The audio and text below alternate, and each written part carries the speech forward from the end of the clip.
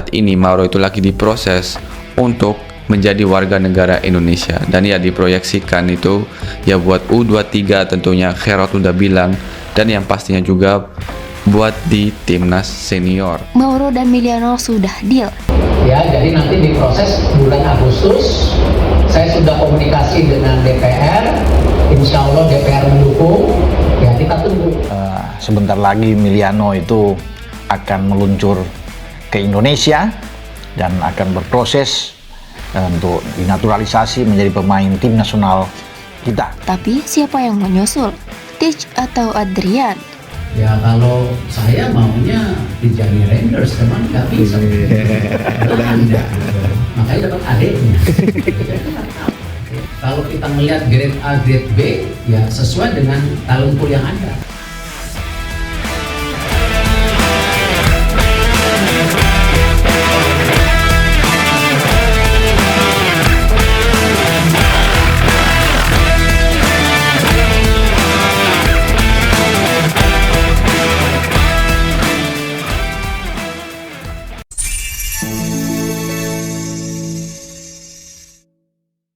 Drama naturalisasi pemain diaspora kembali memanas setelah Mauro Zyltra dan Milano Jonathan dipastikan resmi bergabung dengan timnas Indonesia.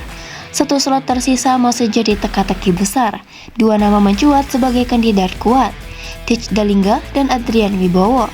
Publik pun dibuat penasaran, siapa yang akan jadi pemain ketiga? Mauro Zyltra, striker muda dari FC Volendam, dan Milano Jonathan, winger eksplosif dari FC Utrecht, telah menyelesaikan seluruh proses administrasi naturalisasi. Kemenpora dan PSSI telah mengonfirmasi bahwa keduanya akan segera bergabung dalam pemusatan latihan timnas senior bulan depan.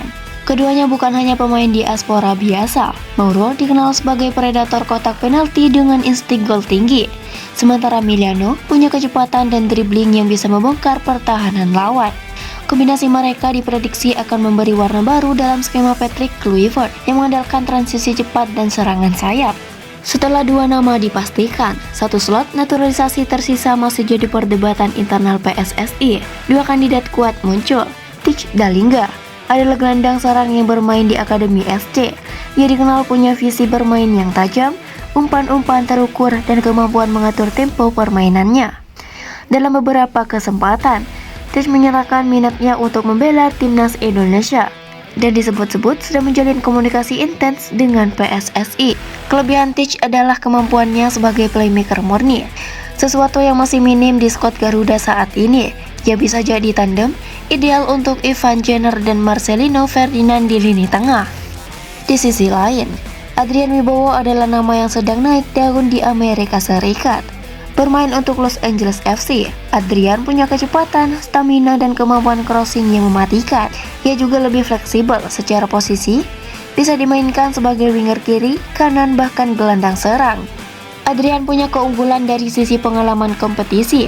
Bermain di MLS membuatnya terbiasa dengan intensitas tinggi dan atmosfer pertandingan besar. Ia juga disebut-sebut sudah menyatakan kesediaannya untuk dinaturalisasi, tinggal menunggu keputusan akhir dari PSSI. Pilihan antara Titch dan Adrian bukan sekedar soal teknis, tapi juga strategi jangka panjang. Jika PSSI memilih Titch, berarti mereka ingin memperkuat lini tengah dan kontrol permainan.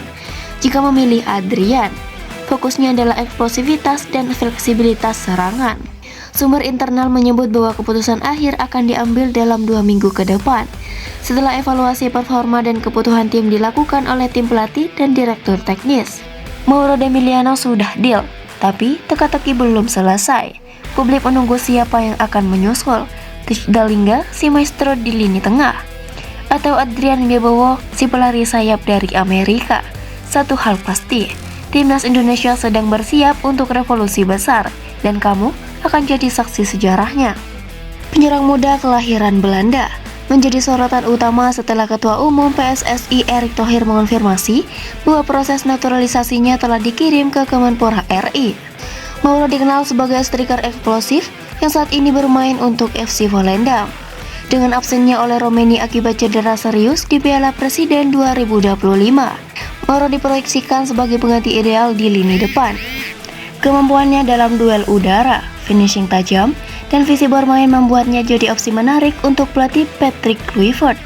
Mauro bukan hanya pelengkap skuad, tapi bisa jadi pembeda dalam laga-laga krusial melawan tim kuat seperti Arab Saudi dan Irak.